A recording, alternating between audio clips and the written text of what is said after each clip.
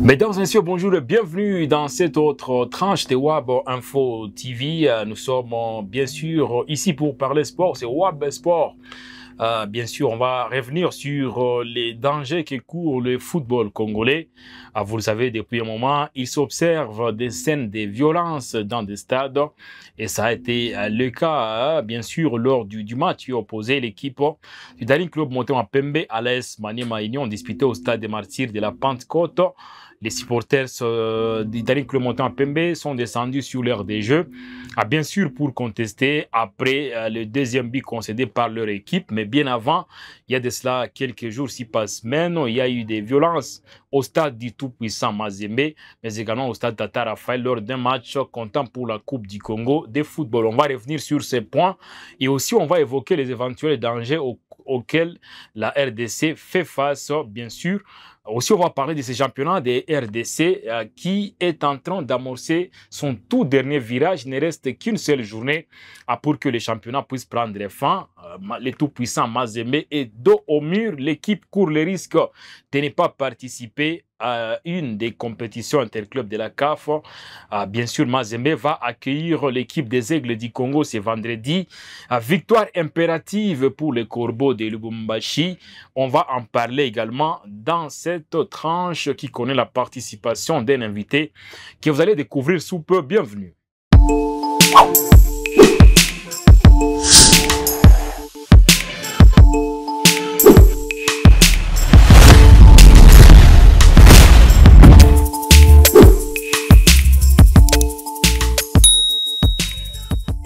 Gaëtan Kombi, une fois de plus, bonjour et bienvenue. Bonjour chez Richard, bonjour à tous les abonnés qui nous captent à pareil instant. On est avec vous ici pour parler sport une fois de plus. Le championnat congolais est en train, bien sûr, de connaître un tournant historique, pourquoi pas, puisqu'il y a un club, les Aigles du Congo, qui est en train de créer la sensation dans cette compétition et qui met un tout petit peu en confusion les mastodontes du foot congolais. Et parmi les conséquences, l'ASV Club est déjà out. L'équipe de Vita Club, c'est officiel, ne va participer à aucune compétition africaine la saison prochaine. Il en est de même pour le Daring Club monté en Pembe.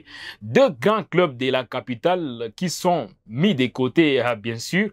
Déjà, comment vous trouvez ce championnat congolais? On se rend compte que c'est apparemment la meilleure édition. Ben justement parce que c'est une édition qui va accoucher d'un champion inédit, un champion auquel on ne s'attendait pas. Vous rappellerez avec moi que ça faisait très longtemps que vous et moi on parlait de cette équipe des Aigles, du sérieux qui était mis, surtout du leadership ô combien charismatique de son président Vidier Chimanga. On sait que c'est quelqu'un du genre jusqu'au boutiste. Ancien président du DSMP. Justement, donc il avait ces défis-là de gagner avec un autre club qui est les DSMP avec lesquels il avait finalement échoué. Donc, il y a eu un projet qui a été amorcé, qui a été mené à bon port. Et aujourd'hui, on est en train d'en voir les fruits. Donc, c'est les Aigles, si vous voulez, c'est une équipe qui va non seulement gagner le championnat avec la éventuellement, mais qui constitue surtout une leçon de leadership, une leçon de ce que doit ressembler un projet sportif efficace pour d'autres clubs. Donc, comme les géants de Kinshasa, dont vous avez cité les noms, le Daring Club Motema Pembe et l'ASV Club, c'est s'aborde depuis quelques saisons. Il y avait une place à prendre pour celui qui était prêt. Ce sont les Aigles du Congo qui étaient prêts. Et il y a également d'autres géants qui doivent se disputer les deux places qui restent en jeu pratiquement pour les compétitions interclubs de la Confédération africaine de football. Une chose est sûre, soit Mazembe, Maniema Union, l'une de ces équipes ne va pas participer à la prochaine édition des interclubs de la CAF. Aussi l'équipe... bien sûr, les Loupopo n'est pas aussi du reste. C'est pas aussi épargné. C'est ce qui fait de ces championnats quelque chose d'assez exceptionnel parce que Maniema Union et Mazembe, disons Mazembe, Maniema Union, c'était les leaders et les vice-champions de la saison dernière.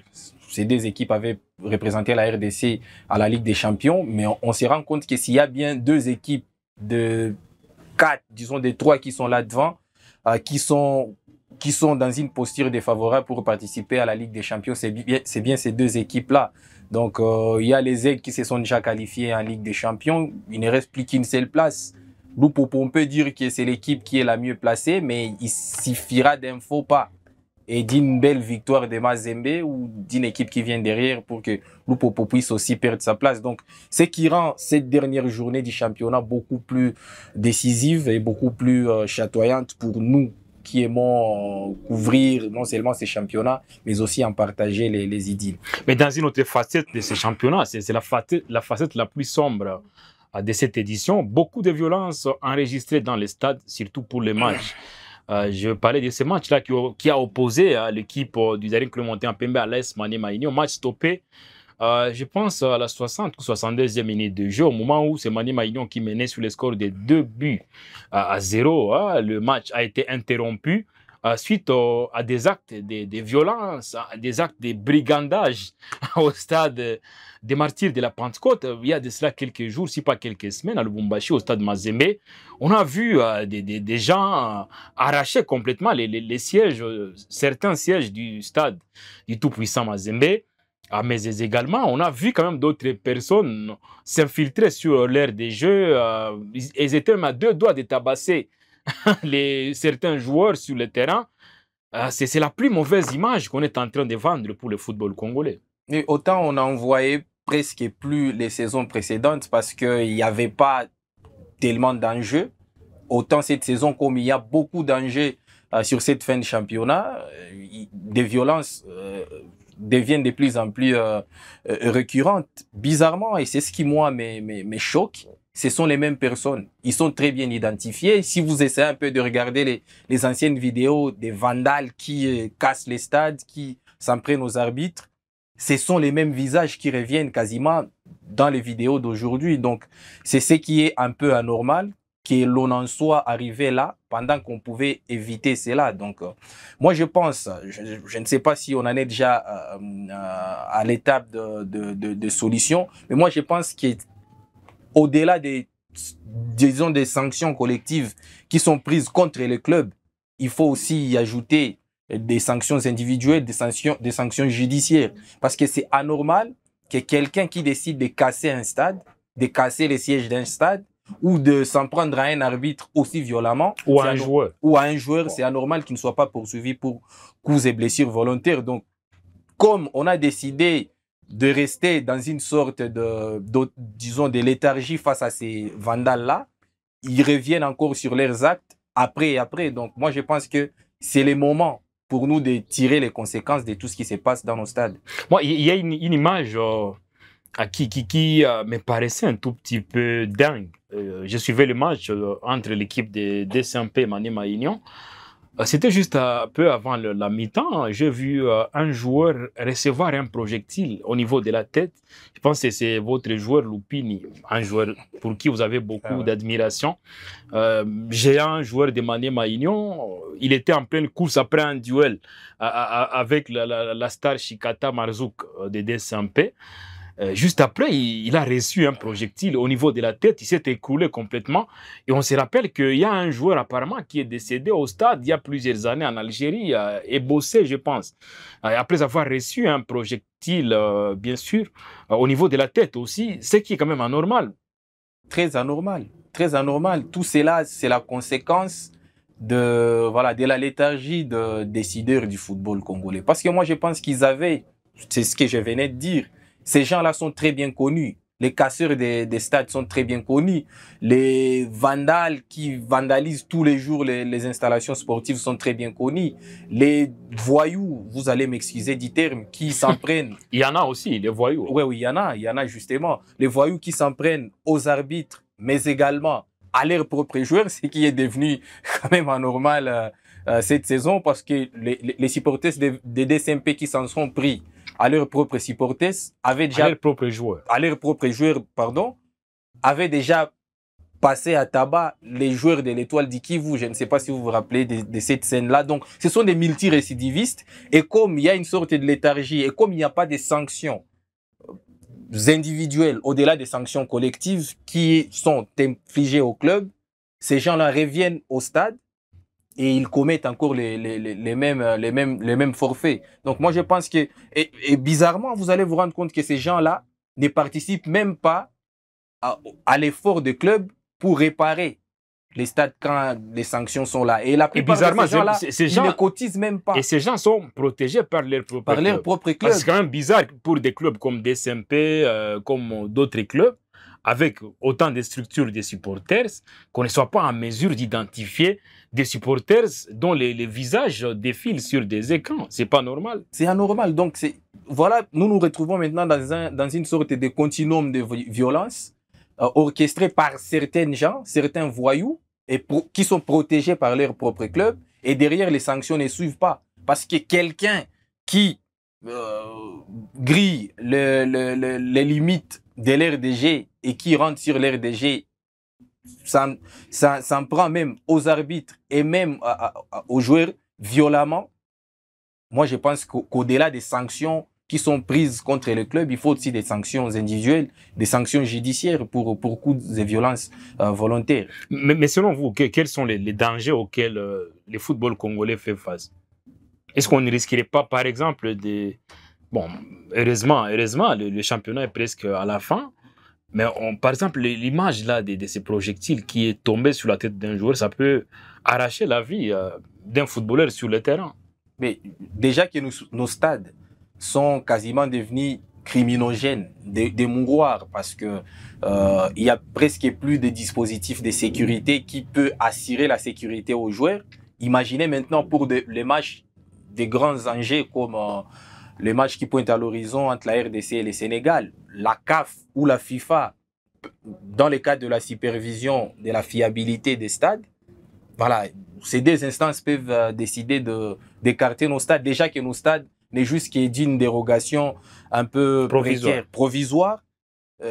Lorsqu'ils se rendront compte qu'il y a suffisamment de poches de violence pouvant ne pas permettre aux joueurs de jouer en toute sécurité, parce qu'il faut aussi le rappeler, la première chose qui doit être mise dans un stade, c'est la sécurité. Si un mouroir où les joueurs sont exposés à des violences venant de quelques voyous, moi je pense que ça va entacher encore une fois la fiabilité de ces stades-là. Moi je pense que c'est le plus grand danger, que l'on en arrive à un niveau où nos stades ne seront pas homologués ou seront écartés pour cause des violences. Et parmi les retombées, les matchs se jouent à huis clos. Les équipes risqueraient d'aller jouer leurs matchs à domicile, en déplacement.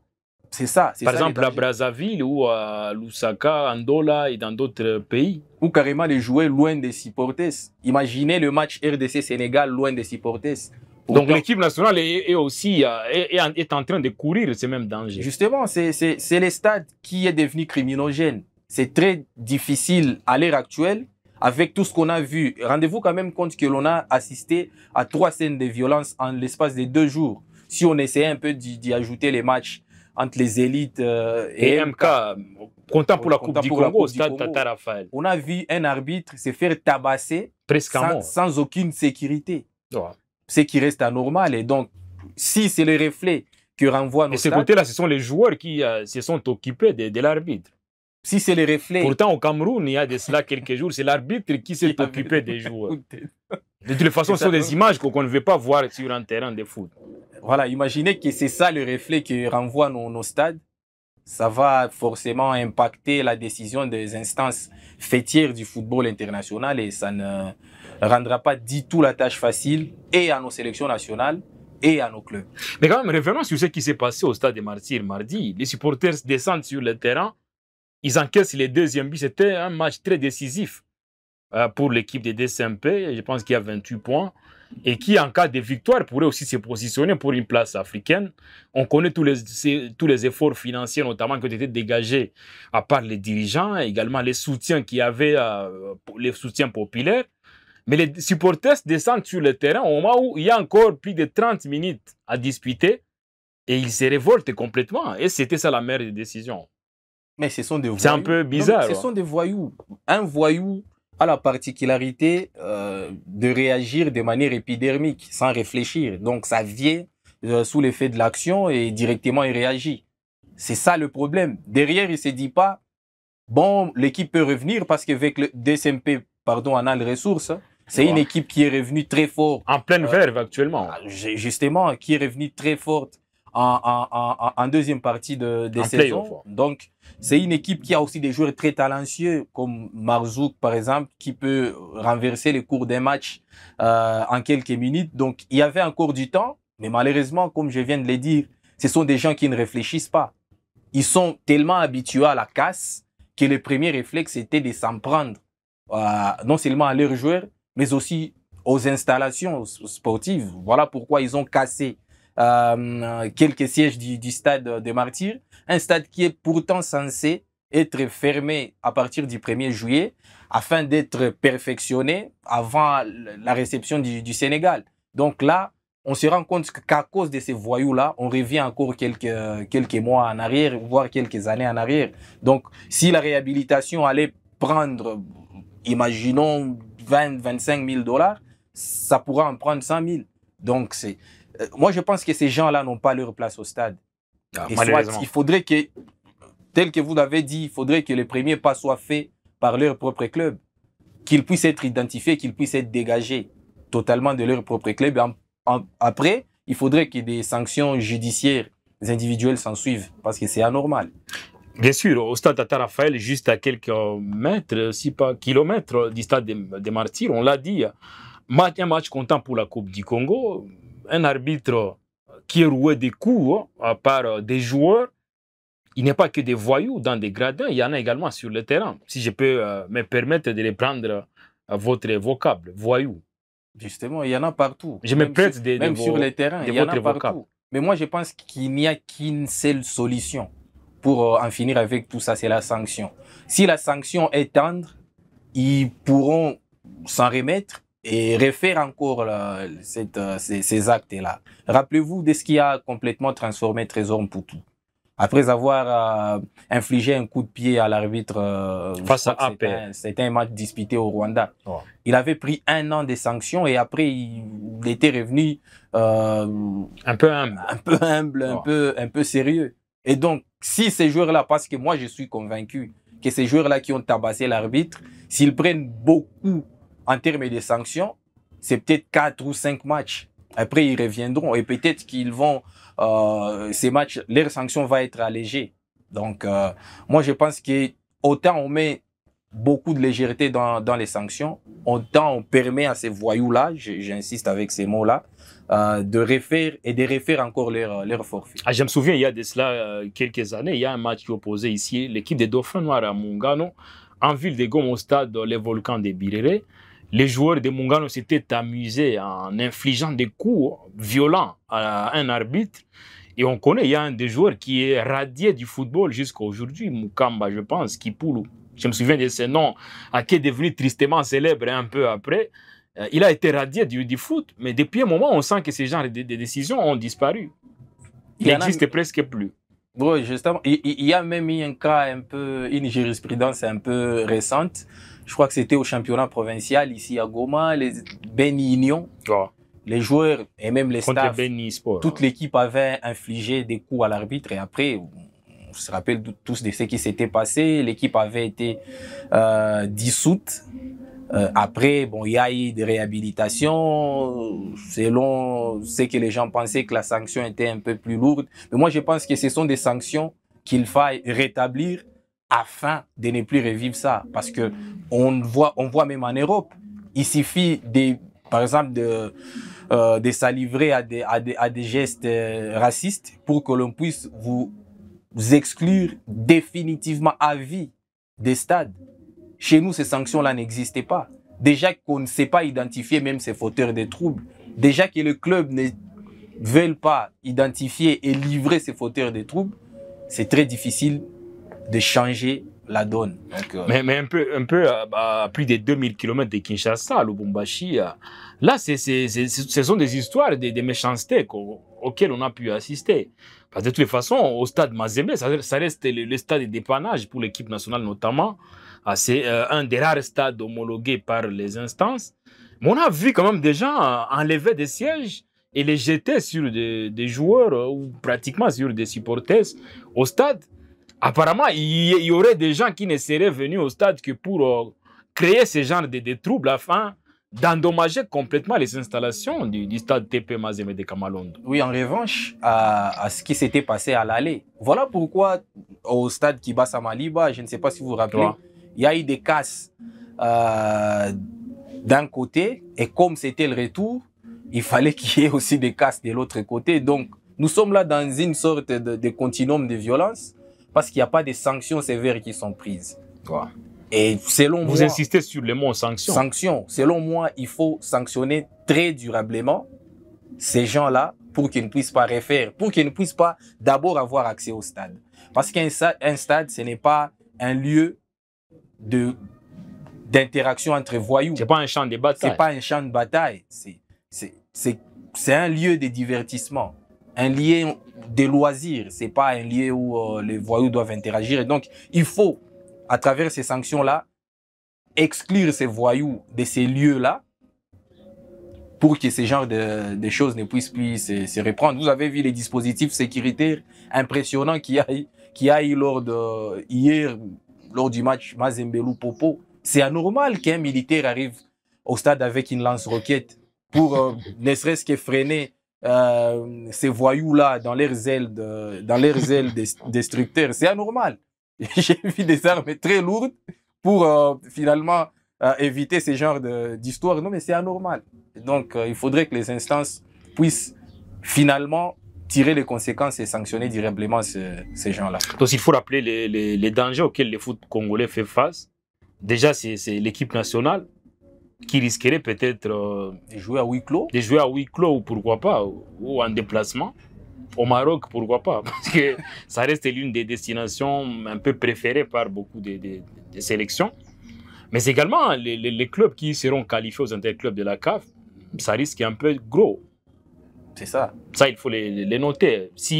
Et seulement si c'est ce genre de violence. Parce que malheureusement, pour ceux qui sont à la base de cela, les images circulent un peu en boucle sur la toile. Et sûrement, toutes les instances ont des yeux braqués actuellement sur la RDC.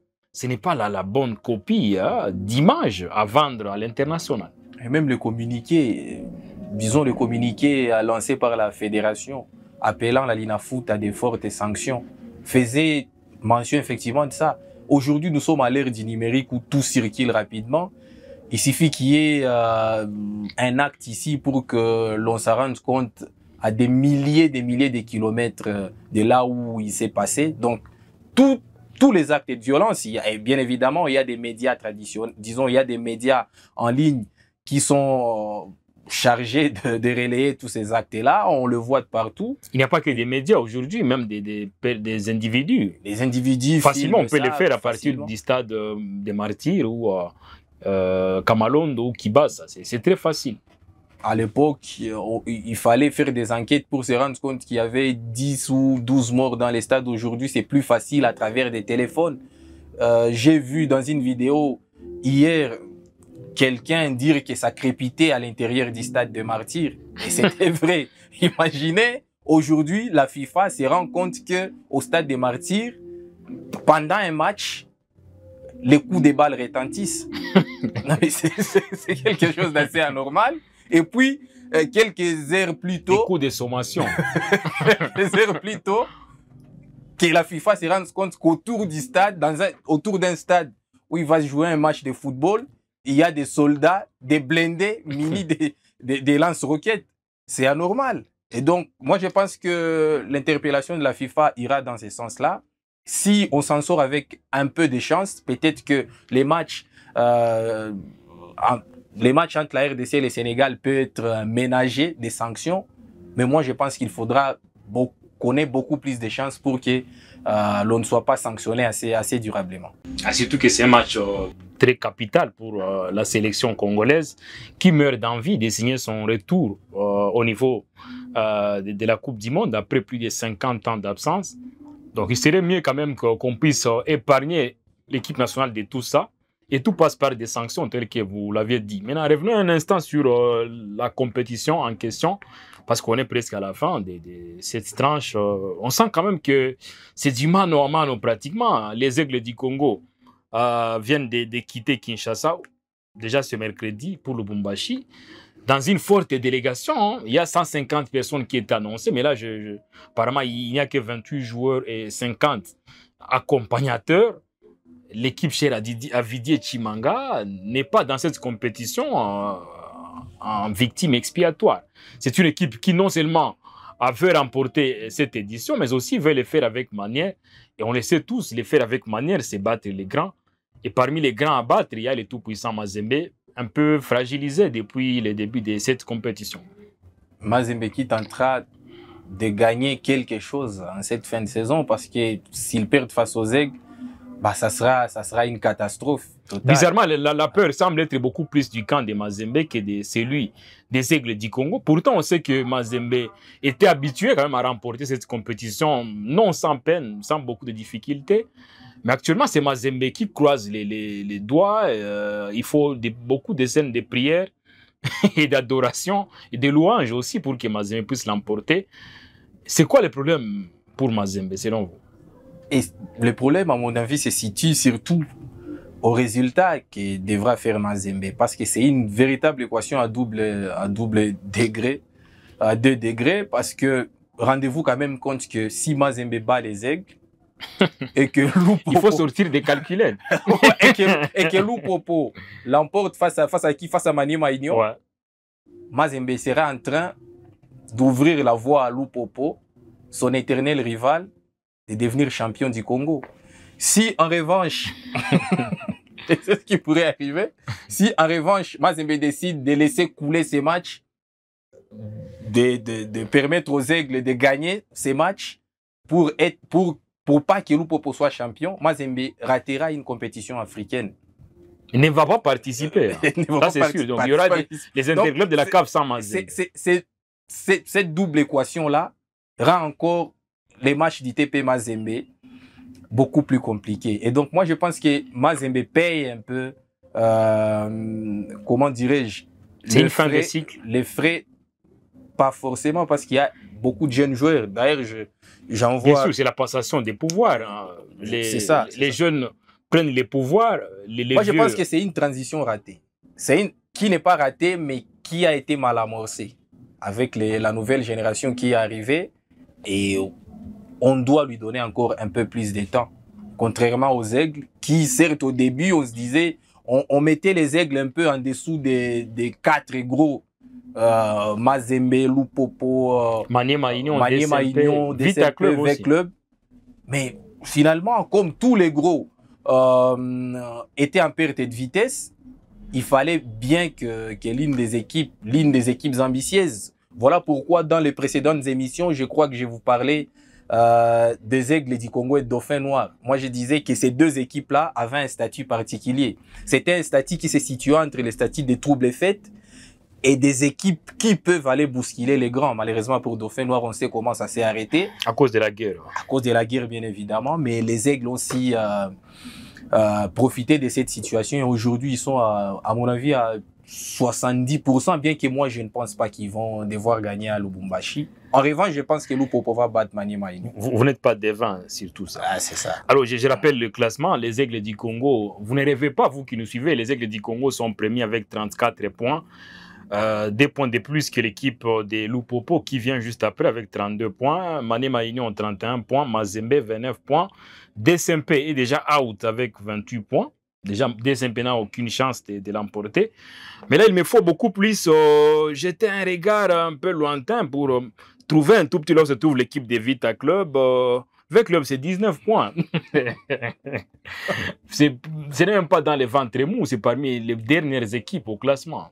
Une équipe qui restait un des géants du foot. 6 matchs sans victoire avant de gagner finalement. Je ne sais pas si c'était un match arrangé face à Rangers, puis retomber encore dans le travers face à Sangaba Lende. Donc, c'est à l'image de la saison de Vita Club. Beaucoup de bruit au début, un recrutement massif, on annonce des noms, Mais après, ça manque de structure. Non seulement les dirigeants également. Les dirigeants également. Il faut changer de président tout le temps. Tout le temps. Ceux qui ne sont pas du goût des supporters, parce que les peuples apparemment ont aussi son mot à dire au sein des Vita Club. Pas que il y a beaucoup de connaisseurs. Il y a le comité de sages, tout ça. Donc, il y a 3 vagues. Le comité des sages. Il y a 3 vagues de recrutement au cours d'une même saison. Les entraîneurs qui viennent et partent. On nous dit, voilà, c'est Chungu qui va devoir sauver. Donc, c'est un bazar. Et moi, je pense que V Club est en train de perdre complètement les fils et ça sera très difficile pour cette équipe de se relever.